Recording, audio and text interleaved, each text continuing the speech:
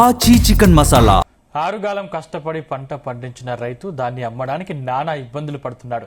కొనుగోలు కేంద్రాల్లో పంటను అమ్ముకోవడం కోసం ఎదురు చూస్తున్నాడు. వ్యవసాయ మార్కెట్కు తరలించిన అక్కడ అది అమ్ముడు కాకపోవడంతో ఏం చేయాలో తెలియక ఆందోళన చెందుతున్నారు. మహబూబాబాద్ జిల్లా కేసముద్రం వ్యవసాయ మార్కెట్లో నెలల తరబడి మొక్కజొన్న రైతులు తమ పంట అమ్మకానికి పెట్టిన పరిస్థితి ఇందుకు నిదర్శనం. ప్రభుత్వం కొనుగోలు చేయకపోవడంతో రైతులు ఇబ్బంది పడుతున్నారు. దీన్ని ఆసరాగా చేసుకుని దళారులు మద్దతు ధర కన్నా తక్కువ ధరకు పంటను బేరమాడుతున్నారు. వీరి పట్ల అధికారులు చర్యలు తీసుకోవాలని అన్నదాతలు డిమాండ్ చేస్తున్నారు.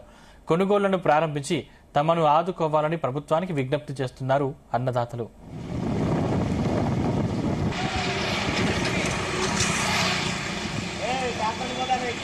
మా విలేజ్ వచ్చేసి ఇనుగుర్తి మండలం అయ్యగారిపల్లి.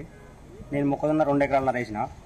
2 ఎకరాల వేసి మొక్కజొన్న ఇరిసడం ఒక ఎత్తు అయితే, పంట పండించడం ఒక ఎత్తు అయితే, దాన్ని మార్కెటింగ్ తీయడానికి ఒక ఎత్తు అయింది. మార్కెటింగ్ ఐకేపీ సెంటర్లో పోసి నేను ఏప్రిల్ 3వ తారీఖు పోసిన. ఇవాళ మే 16వ తారీఖు, ఇప్పటివరకు కూడా రాలేదు.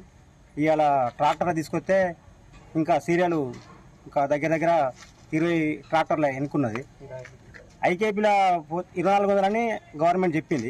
మద్దతు ధర ఓకే, దానికి కరెక్టే ఉన్నది. కానీ ఆ మధ్య దళారులు ఆడ ఉన్న హమాలీలు ఏం చేస్తారంటే ఎవరికి ఎక్కువ డబ్బులు అమౌంట్ ఇస్తే వాళ్ళ బస్తాలు ఎత్తి వాళ్ళని ముందుకెళ్ళగొట్టి డబ్బులు ఇవ్వని రైతును ఆపి మమ్మల్ని హమాలీలు అనే వాళ్ళు ఇబ్బంది పెట్టారు.